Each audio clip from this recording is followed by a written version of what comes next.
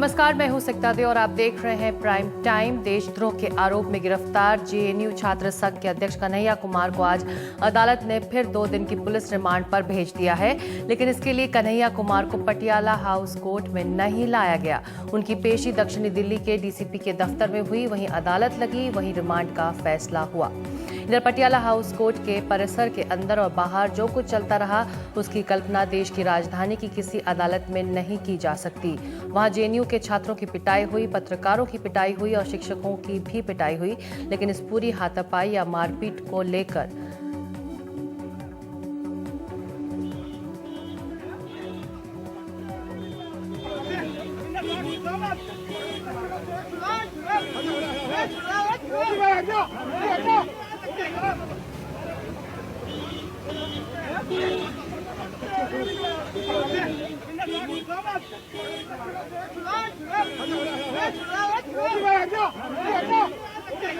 कुछ लॉयर्स आते हैं, वो अचानक से सारे एक साथ आते हैं और वो लोग आइडेंटिफाई करके पीटना शुरू करते हैं लोगों की। लॉयर्स ये पत्रकार हैं या बाहर के हैं, किसी को नहीं समझ में आता वो किसको पीटना चाहते थे। और वो लगातार अचानक से एक एक करके जर्नलिस्टों को पीटना शुरू करते हैं और फिर वो करके निकालते हैं। मैं वहां पर खड़ा हुआ था, मेरा मोबाइल छीन लिया। मेरा मोबाइल छीनने के बाद उन्होंने पटक भी दिया मोबाइल, जिस कारण मेरा मोबाइल भी टूट गया और मुझे पीटा। क्या वो कर रहे थे? वीडियो बना रहे हो इसलिए पीट रहे हैं? ये भी बोला उन्होंने कि वीडियो बना। मैंने कहा बॉस, मैं तो फोन कर रहा था और क्योंकि मैं जर्नलिस्ट हूं, मैं अपने बॉस को अपडेट बताने के लिए फोन कर रहा था, तो उनको लगा कि यार मैं मोबाइल से वीडियो बना रहा हूँ, एक वो भी कारण था। लेकिन वो उसके बाद भी जब मैंने बता दिया कि मैं जर्नलिस्ट हूं तब तो रोक देना था, उसके बाद भी वो लोग देवर जस्ट पीटिंग। तो ऐसा लगा कि शायद जर्नलिस्टों को भी वो लोग टारगेट किए हुए थे। पुलिस वर स्टैंडिंग देयर और देवर जस्ट वो बस अपना वो एकदम मूक दर्शक बनकर खड़े हुए थे।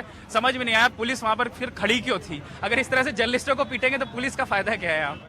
हमें धक्का गया, उसमें से हम 7 टीचर उस टाइम कोर्ट रूम में बैठे थे, 5 लेडी टीचर थी। अब हम तो बुजुर्ग हो गए हैं, हमारे पक्के बाल का भी कोई लिहाज नहीं किया गया, धक्का दिया फिजिकली। एक सर्टनली हमारे जो मेल टीचर थे उनको तो घेर करके तमाचा मारे गए और हमें वहाँ से जाने को कहा गया। और उस वक्त कुछ लोग तो धक्का दे के बाहर चले गए, हम अंदर ही रह गए क्योंकि तब तक शायद पुलिस भी आ गई। ज़्यादा जो पुलिसकर्मी उनके साथ थे, उनके साथ कुछ कर्मी थे, वो तो सिर्फ बस देख रहे थे कि जब हम वो गाली गलौज हम पे कर रहे थे। लेकिन इस पूरी हाथापाई या मारपीट को लेकर दिल्ली पुलिस का नजरिया कुछ अलग सा है। उसे ये पिटाई बड़ी मामूली घटना लग रही है जो एक जज्बात की रौ में हो गई। दिल्ली के पुलिस आयुक्त वीएस बस्सी का बयान यही बताता है। This is a very emotive issue. Certain individual indulge in an activity which obviously is not to the liking of most of us as an ordinary citizen. And there has been, if I may say, a lot of adverse reaction. And people are not very happy with those individuals who shouted slogans. दरअसल इस पूरे मामले में सरकार और BJP का रुख बेहद सख्त है। इसका अंदाजा इस बात से लगाया जा सकता है कि पार्टी अध्यक्ष अमित शाह ने पहले ब्लॉग लिखा और फिर बयान दिया। उन्होंने सीधे सीधे राहुल गांधी से माफी की मांग की है। उन्होंने कहा है कि जेएनयू में जो कुछ हुआ वो देश हित में नहीं है। कुछ छात्रों ने देश विरोधी नारे लगाए। ऐसे राष्ट्र विरोधियों के समर्थन में धरना देशद्रोही ताकतों को बढ़ावा देना है। हिटलरवाद दरअसल कांग्रेस के डीएनए में है। प्रधानमंत्री मोदी की सफलता से कांग्रेस हताश है। वो जिम्मेदार राजनीतिक दल की भूमिका समझ नहीं पा रहे। मैं श्री राहुल गांधी जी को पूछना चाहता हूं कि अभिव्यक्ति की आजादी के नाम पर आप देशद्रोही गतिविधियों का समर्थन करते हैं। उस वक्त आपको देश की संसद की सुरक्षा करने वाले जो जवान शहीद हुए हैं उनके परिवारों की संवेदना का ख्याल है क्या? और इस सारे हंगामे, मारपीट और इल्जामात के बीच जेएनयू के शिक्षक अपने छात्रों के साथ खड़े हुए हैं। आज जेएनयू में छात्रों ने हड़ताल की। अब कल वहां 550 शिक्षक हड़ताल पर जा रहे हैं। हमारे कैंपस में जिस तरह से पुलिस आके एक छात्र संघ के जो हमारे सभापति हैं, अध्यक्ष हैं, उनको उठा के ले गए और उनके ऊपर सेडिशन चार्ज लगाए, इससे काफी टीचर्स को ये महसूस हो रहा है कि जैसे हम प्रोटेक्टेड नहीं है। कभी भी कोई आरोप के आधार पर यहाँ कैंपस से हमें उठाए ले जा सकते हैं और इसलिए एक तो लोगों ने इसका विरोध करने के लिए तय किया है कि इस तरह के पुलिस का प्रवेश और हमारे जो इंटरनल इंक्वायरी उसका वेट नहीं करना। ये साफ दिख रहा है कि अब देशद्रोह के इस मामले पर जेएनयू के टीचर्स और छात्र एक तरफ हैं, जेएनयू प्रशासन दूसरी तरफ। वहीं आए नए वीसी जगदीश कुमार ने सुबह अपील की कि हड़ताल से कुछ हासिल नहीं होगा। Any problem can be solved through discussion. So therefore, I don't see any need for any strikes. The entire university community is behind me, teachers, karamcharis and students. We are looking at the entire event. Our inquiry committee is looking into this. So let us wait for their... JNU में कुल मिलाकर तस्वीर ये है और JNU में एक कार्यक्रम के दौरान कुछ मुट्ठी भर लड़कों के लगाए नारों को लेकर एक राष्ट्रीय संकट का माहौल बना दिया गया है। ऐसा संकट जिसमें बड़े बड़े मंत्रियों के बयान आ रहे हैं, पार्टी अध्यक्ष को बोलना पड़ रहा है और अचानक अदालतों से लेकर विश्वविद्यालयों तक में तनाव और हंगामे का माहौल दिखने लगा है। सवाल है, कौन है इन सब का जिम्मेदार? इस पर चर्चा करने के लिए हमारे साथ एक बेहद खास पैनल, श्रीकांत शर्मा प्रवक्ता हैं बीजेपी के, संजय निरुपम प्रवक्ता कांग्रेस के, प्रोफेसर अजय पटनायक अध्यक्ष हैं जेएनयू टीचर्स एसोसिएशन के और ममता त्रिपाठी प्रदेश उपाध्यक्ष एबीवीपी की। आप सभी लोगों का स्वागत है प्राइम टाइम में। श्रीकांत शर्मा, पहला सवाल आपसे, ऐसा क्यों लग रहा है कि अब ये पूरा मामला जेएनयू बनाम बीजेपी हो गया? देखिए शिक्षा, ये बहुत अनफॉर्चुनेट है कि जेएनयू जैसा संस्थान जिसने इस देश को बहुत बुद्धिजीवी दिए हैं, बहुत ब्यूरोक्रेट्स दिए हैं, बहुत पॉलिटिकल लोग दिए हैं और उसमें कुछ मुट्ठी भर लोग उस पूरे वहाँ के एटमॉस्फेयर को ख़राब कर रहे हैं। क्योंकि 8000 छात्र वहाँ पढ़ते हैं, गरीब परिवारों से वहाँ छात्र आते हैं और वहाँ पर नारे लगते हैं कि अफजल हम शर्मिंदा हैं, तेरे कातिल जिंदा हैं और भारत की बर्बादी तक जंग रहेगी, जंग रहेगी। इस तरह के नारे लगते हैं और इस तरह के नारे लगाने वालों के खिलाफ जहां पूरे देश भर के लोगों को यूनाइटेड होना चाहिए और ऐसी ताकतें हैं जो जिस तरह की ताकतों को एक अपना हमारे देश में जो कानून है उसके तहत उनके खिलाफ कार्रवाई हो और वो कार्रवाई हो भी रही है। लेकिन अनफॉर्चुनेटली उससे भी ज़्यादा दुख इस बात का होता है कि इस देश में सबसे ज़्यादा समय तक सत्ता में रहने वाली पॉलिटिकल पार्टी इस तरह के एलिमेंट्स पे शुरुआत में तो वो लोग कहते हैं कि सरकार उनके खिलाफ कार्रवाई करे, कांग्रेस के प्रवक्ता चैनलों पर कहते हैं कि कार्रवाई हो, लेकिन जैसे ही इस तरह के एलिमेंट्स के खिलाफ शिकता कार्रवाई होती है तो बहुत दुर्भाग्यपूर्ण है कि राहुल गांधी उस कार्रवाई का राजनीतिकरण करने की कोशिश करते हैं। ये बहुत अनफॉर्चुनेट है। आज ज़रूरत है कि हम अपने जो हमारे सेना के जो जवान हैं जो सीमा पर हैं और 24 घंटे प्रहरी का काम करते हैं, ग्लेशियर पर अपने खाल को गलाते हैं, रेगिस्तान में अपने शरीर को जलाते हैं, इस तरह के जो एलिमेंट्स हैं कहीं ना कहीं ये एलिमेंट्स उनको अपमानित करने का काम कर रहे हैं और ये अफजल हम शर्मिंदा हैं, तेरे कातिल जिंदा हैं, ये स्लोगन जो है ये सीधा सीधा हमारे देश के राष्ट्रपति को थ्रेट देता है। एक सेकंड मैं अपनी बात पूरी करूं।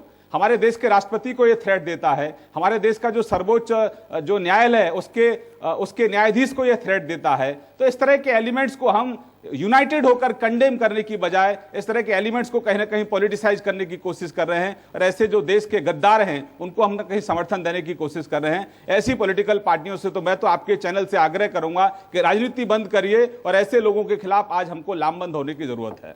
जी श्रीकांत शर्मा, मेरा सवाल फिर ये कि पूरा मामला बीजेपी बनाम जेएनयू क्या इसलिए बन गया? आज ये बनता दिखाई इसलिए भी दिया क्योंकि आपके राष्ट्रीय अध्यक्ष ने ब्लॉग लिखा, उसके बाद वो प्रतिक्रिया भी देने सामने आए हैं कि राहुल गांधी नहीं जाते तो बीजेपी को शायद इतना दुख नहीं होता। नहीं अरे शिकता, आप ये बताइए कि अगर कहीं कोई इस तरह के एलिमेंट्स जो नारे लगा रहे हैं भारत की बर्बादी तक जंग रहेगी, जंग रहेगी, आपके एनडीटीवी को बहुत लोग देखते हैं, अगर कहीं इस तरह के एलिमेंट्स अगर आते हैं तो उनके खिलाफ जहां कार्रवाई की मांग होनी चाहिए। आपने तो इस देश में आपका जो राजनीतिक जमीन कांग्रेस की और उसके मित्रों की खिसक गई है। आप लोग तो जो शैक्षणिक संस्थान हैं, जो एजुकेशन इंस्टीट्यूट हैं, आप वहां जाकर राजनीति कर रहे हैं। आपको वहां जाकर राजनीति करने की क्या जरूरत है? आपको वहां के एटमॉस्फेयर को खराब करने की क्या जरूरत है? आप पॉलिटिसाइज कर रहे हैं। उल्टा जो राष्ट्रद्रोही हैं उनके समर्थन में नारे आप लगा रहे हैं और जो कार्रवाई हो रही है उसको राष्ट्रद्रोही आप कह रहे हैं। यानी कि इस देश को राहुल गांधी भी वही कह रहे हैं, हाफिज सईद भी वही कह रहा है, नारे लगाने वाले भी वही कह रहे हैं। तो क्या आपको लगता नहीं कि ऐसे लोगों को क्रिटिसाइज किया जाना चाहिए? ऐसे लोगों को कहीं ना कहीं लक्ष्मण रेखा को वो ना लाने उन पर रोकना चाहिए? संजय निरुपम, अब जेएनयू ने इस घटना के बाद एक इंटरनल इंक्वायरी बिठाई है जिसकी रिपोर्ट आनी बाकी है। उसके अलावा अदालत में ये मामला पहुंचा हुआ है। ऐसे में जो आरोप बीजेपी की तरफ से लग रहे हैं कि इस मुद्दे का राजनीतिकरण ना हो, राहुल गांधी को वहां जाने की जरूरत नहीं थी। देखिए, भारतीय जनता पार्टी की तरफ से जो बयानबाजी हो रही है राहुल गांधी जी के मुद्दे पे, उसको एक लाइन में अगर व्याख्या की जाए उसकी, तो चोरी भी और सीनाजोरी भी हो रही है। जेएनयू में जिन्होंने भी कश्मीर के जो आतंकवादी थे, जिन्होंने हमारे पार्लियामेंट पे हमला किया, ऐसे आतंकवादियों के समर्थन में जिसने भी नारे लगाए हैं उसके खिलाफ सख्त से सख्त कार्रवाई होनी चाहिए। देश विरोधी पाकिस्तान जिंदाबाद के नारे जिसने लगाए हैं उसके खिलाफ सख्त से सख्त कार्रवाई होनी चाहिए। क्या उनके खिलाफ कार्रवाई हुई? आप कार्रवाई किसके खिलाफ करते हैं? जो उस पूरे वीडियो में दिख रहा है कि आखिर में आता है उसको रोकता है, जो लोग नारे लगाने वाले हैं उनके आइडेंटिटी कार्ड चेक करवाता है। वो नौजवान जेएनएसयू का प्रेसिडेंट कन्हैया कुमार है। आप उसको उठा के अंदर डाल देते हैं और जब उसकी गिरफ्तारी होती है तो जेएनयू के सारे छात्र सड़क पर उतर जाते हैं, वहां के टीचर सारे सड़क पर उतर जाते हैं और उसके बाद उन छात्रों और शिक्षकों का समर्थन करने के लिए राहुल गांधी जी वहां जाते हैं। और बिल्कुल सही किया, आगे भी जाएंगे अगर इस प्रकार की गतिविधियां होगी तो। बड़ा प्रश्न क्या है? बड़ा प्रश्न यह है कि जो भी व्यक्ति आज बीजेपी और आरएसएस से असहमत हो रहा है उसको बीजेपी देशद्रोही घोषित कर रही है। सवाल सिर्फ जेएनयू का नहीं है, बदलने का प्रयास नहीं कीजिए। राहुल गांधी फेंकने जाते हैं। ममता त्रिपाठी, एक मिनट रंजन निरुपम को अपना जवाब देने दीजिए, मैं आपसे सवाल पूछूंगी जी। एक मिनट। अब रह गई बात कि जेएनयू में जो अफजल गुरु के ऊपर जो प्रोग्राम हो रहा था, उस प्रोग्राम में निश्चित तौर पर कश्मीरी आए थे। उनका चेहरा दिख रहा, चेहरा छुपा करके वो नारे लगा रहे हैं। ये लोग आए कैसे? सरकार का इंटेलिजेंस कहां है? सरकार के खुफिया कहां है? और गृह मंत्री महोदय उसके बाद कल परसों बयान देते हैं एक ऐसे ट्वीट के आधार पर जो पाकिस्तान के कुख्यात आतंकवादी के नाम पर फर्जी हैंडल चल रहा है, उसके ट्वीट के आधार पर इस तरीके से सरकार चलेगी। और उसके आगे क्या होता है आज पटियाला हाउस कोर्ट में दिख गया। हमारे दिल्ली का पुलिस कमिश्नर कहते हैं मामूली घटना है, कोर्ट में मारामारी होती है, संजय निरुपम दल के विधायक मेरा सीधा सवाल मेरे सवाल का जवाब दे रहे हैं आप प्लीज। तत्काल मेरा सीधा सवाल ये है, तत्काल बीजेपी के विधायक को एक मिनट जरा मेरी बात हो जाने दीजिए। तत्काल बीजेपी के विधायक की गिरफ्तारी होनी चाहिए और जो भी वकील इस प्रकार की हरकतों में शामिल हैं, जिन्होंने अदालत का माहौल खराब किया है, उन वकीलों के खिलाफ कार्रवाई होनी चाहिए। लेकिन आप एक छात्र को, बेगुनाह छात्र को गिरफ्तार करने में एक इतनी जल्दीबाजी दिखाते हैं और यहाँ आपका अपना आप भी बेगुनाह बताने में। ये बताइए कि कांग्रेस इस वक्त क्या इतनी सक्रिय इसलिए दिख रही है संजय निरुपम कि यहाँ पर पूरा मामला एक तरह से जेएनयू केस घटना के बाद बीजेपी विरोधी एक तबका बन गया है, तो उसका साथ अब कांग्रेस को मिल रहा है। देखिए, मैं आपको पहले बोल रहा था, आपने बीच में रोक दिया शायद। सवाल जेएनयू का नहीं है। हिंदुस्तान के जितने भी विश्वविद्यालय हैं उन विश्वविद्यालयों में आरएसएस और बीजेपी विद्यार्थी परिषद के माध्यम से एक विषाक्त वातावरण तैयार कर रही है।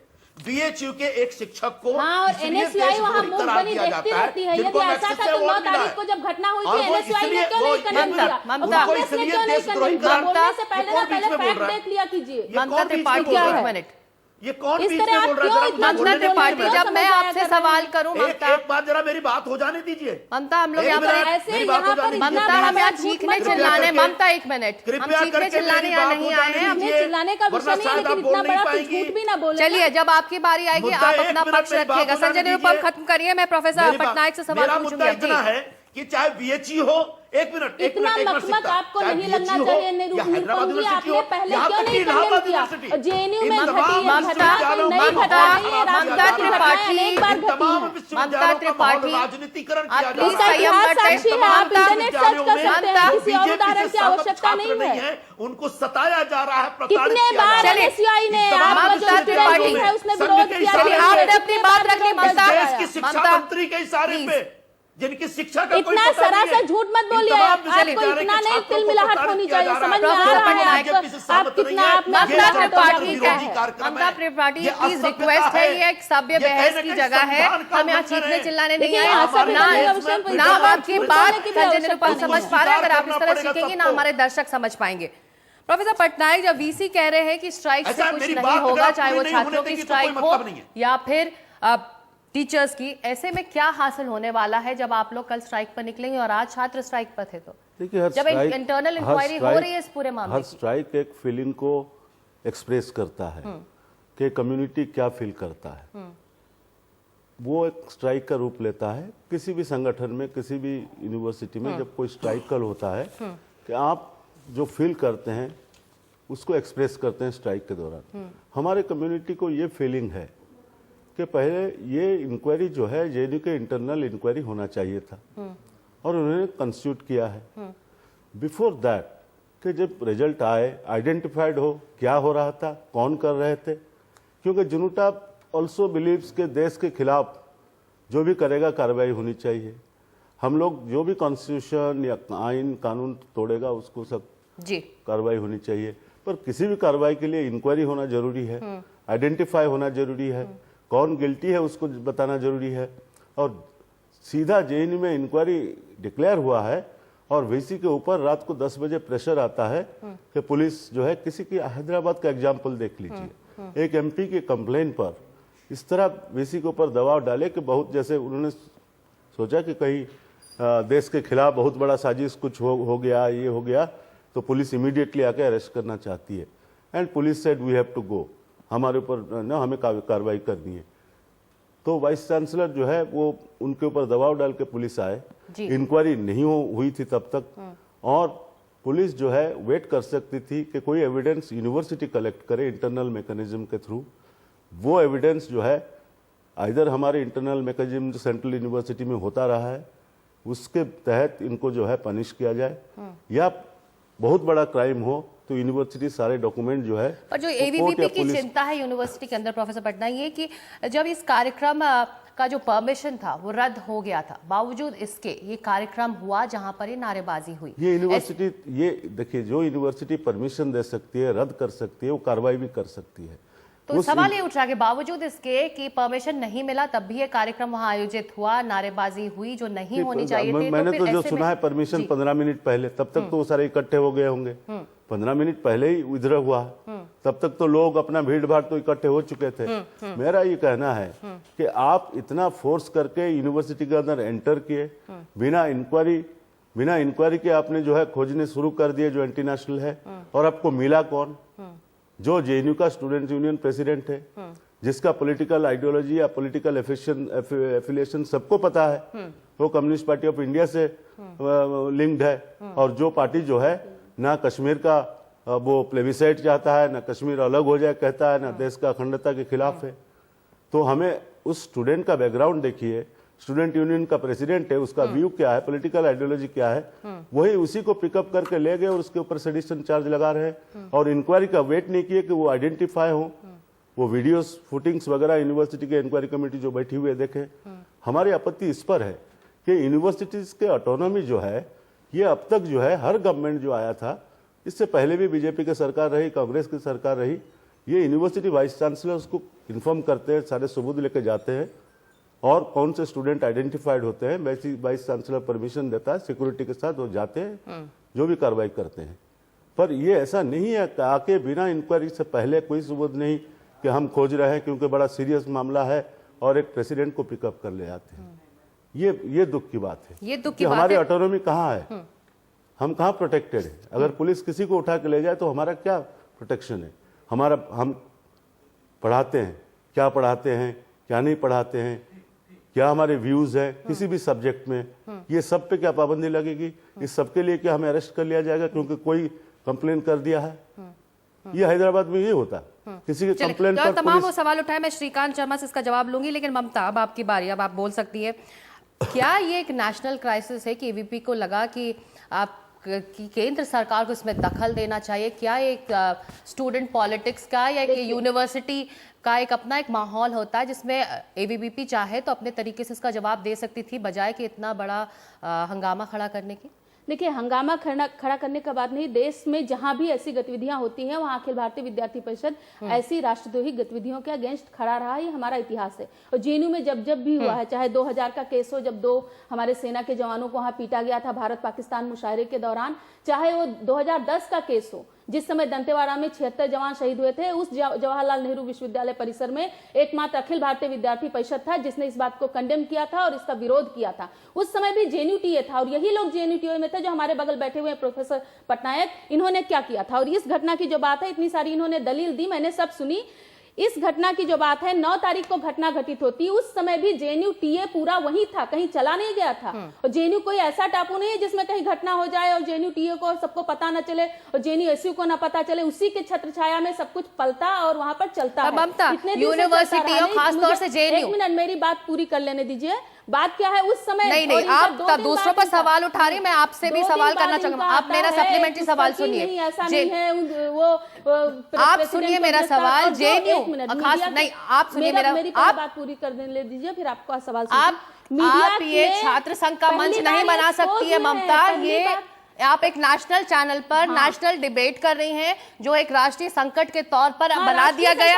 आप सुनिए मेरा सवाल, 1 मिनट सुनिए मेरा सवाल, नहीं तो मैं आप बिल्कुल आप मेरा सवाल सुनिए ममता, आप मेरा सवाल सुनिए। मैं मानती हूँ कि है यूनिवर्सिटीज खास तौर से ग्रांट प्राप्त करता है, जहाँ पर सबसे ज्यादा अच्छा माइंड पढ़ने आता है, वहाँ पर इस तरह राष्ट्रद्रोह की फसलें फल रही है, फूल रही है। और उसमें जेएनयूटीए ये पहला मौका नहीं है कि इस तरह की बहस, पहली बार ऐसा नहीं हुआ, एक बार ऐसा हुआ। पढ़ना खत्म हो जाए तो मुझे वो पढ़ने की आवश्यकता नहीं, मैं लिख के नहीं रही, मैं प्रूफ लाई हूँ कि कब कब कौन कौन सी घटनाएं घटी। ठीक है, वो पढ़ने की आवश्यकता नहीं, लिख कर मैं नहीं बोलती। मैंने वहाँ एक्टिज्म किया है, मुझे गर्व है कि मैं जवाहरलाल नेहरू विश्वविद्यालय से हूँ और इन चंद लोगों, चंद गिरोहों के द्वारा, इनकी उलूल जुलूल बातों के द्वारा जेएनयू बदनाम हो रहा है। ये जो कह रहे हैं इस तरह की भाषा और ये आरोप के लिए मैं आपको परमिट नहीं करती हूँ ममता त्रिपाठी महोदय कह रहे हैं।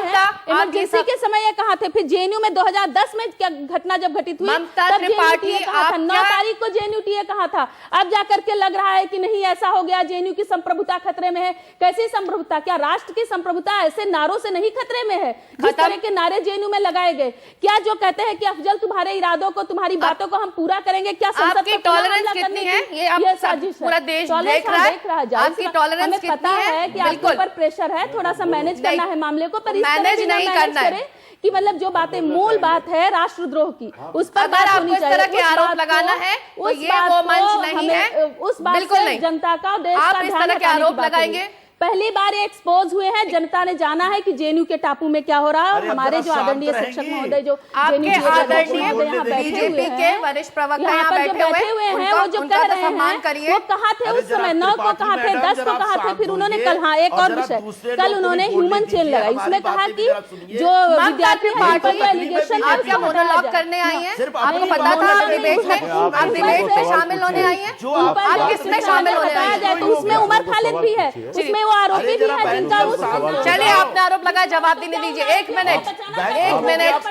मिनट ममता त्रिपाठी, इनका फेडर प्लीज डाउन करिए, फेडर डाउन करिए ममता त्रिपाठी आरोप पर। जी पटनायक जी, सीखने चिल्लाने से कोई डिबेट नहीं होता है, तो ये आप चिल्ला क्यों रहे हैं? जब आप अपना ओपिनियन आराम से रख सकती हैं, आप अपने, आपने कुछ सवाल उठाया है, हम मानने के लिए तैयार है, हमारे यूनिवर्सिटी के इंक्वायरी हो। एक वरिष्ठ प्रोफेसर की बात नहीं सुन सकती, आपको किस तरह का गर्व है अपनी यूनिवर्सिटी पर? देखिए, आप कह रही तो सुननी है, अगर आपने आरोप लगाया उनका जवाब सुनिए आप। अब किस तरह का टॉलरेंस है? जब आप आरोप लगा रहे, आप सुनिए चुपचाप। सबको पता है कि जेएनयू में हर रोज कहीं ना कहीं कुछ ना कुछ ऑर्गेनाइज होता है। हर टीचर को पता नहीं चलता है इनके कहाँ क्या ऑर्गेनाइज होता है। कहीं कुछ अगर हुआ है, अगले दिन अखबार में आता है तो टीचर सवाल पूछते हैं, तो पता चला कि इंक्वायरी हो रहा है। अगले दिन पता चलता है कि प्रेसिडेंट को उठा ले गए हैं। उसके बाद ही तो टीचर स्टूडेंट रिस्पॉन्ड करते हैं। अगर नॉर्मली कोई इस तरह के एक्सट्रीम घटना हुआ है जहां इंडिया के खिलाफ नारा लगाया गया है, यूनिवर्सिटीज हमेशा इंक्वायरी करते हैं। हमारे पास मैकेनिज्म्स है, बॉडीज है, चाहे वो जेंडर के इशू हो, चाहे कास्ट के इशू हो, चाहे नॉर्मल इनडिसिप्लिन और इस तरह के एक्टिविटीज हो, there are various committees and bodies. So उनके इंक्वायरी जब शुरू हुआ है, we never expected that they will come and pick up.